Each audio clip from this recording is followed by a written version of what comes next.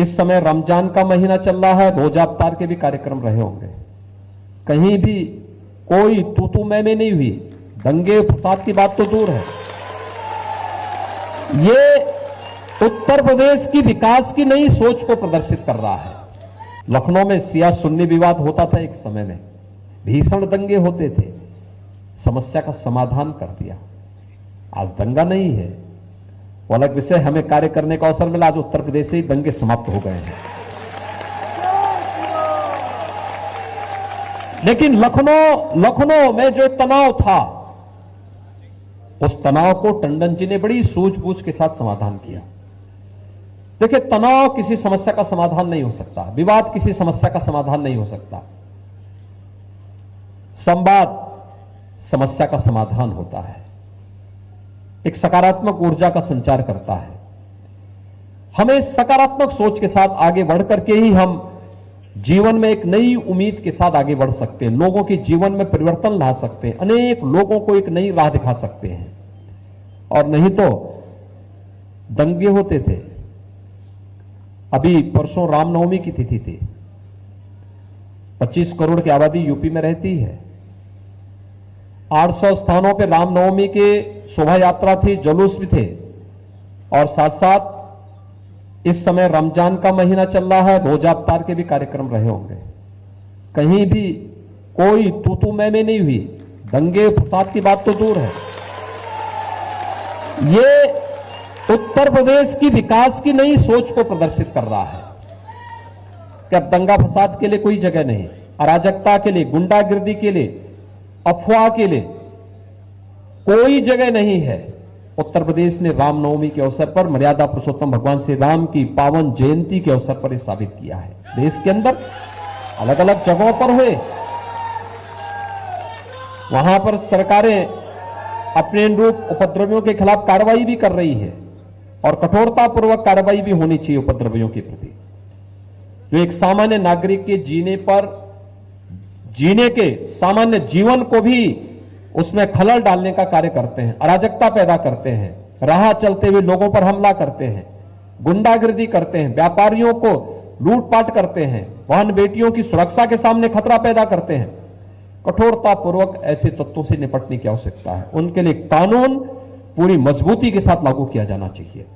लेकिन अगर समस्या है तो समस्या का समाधान भी हम मिल बैठ करके कर सकते हैं, क्योंकि अगर हमें सर्वदेव प्रधानमंत्री जी की एक भारत श्रेष्ठ भारत की परिकल्पना को साकार करके भारत को दुनिया की एक ताकत बनानी है, तो यह ताकत एक व्यक्ति की नहीं, एक जाति की नहीं, एक प्रदेश की नहीं, देश के 135 करोड़ लोगों की सामूहिक ताकत बननी चाहिए।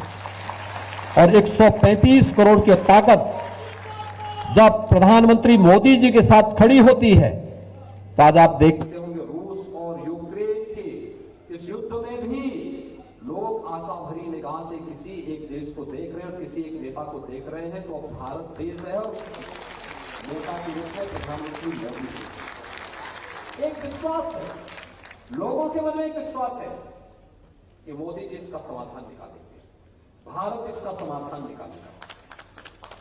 क्योंकि भारत ने जो राह चुना है वह विश्व कल्याण के लिए चुना है, मानवता के कल्याण के लिए चुना है। सबका साथ, सबके विकास के पीछे का भाव भी यही है। सर्वे भवन्तु सुखिनः सर्वे सन्तु निरामया के पीछे का उद्देश्य भी यही है। और उन्हीं सब भावों पर विकार करते हुए जब हम लोग कार्य करते हैं तो जीवन में परिवर्तन का मार्ग हमें दिखाता है।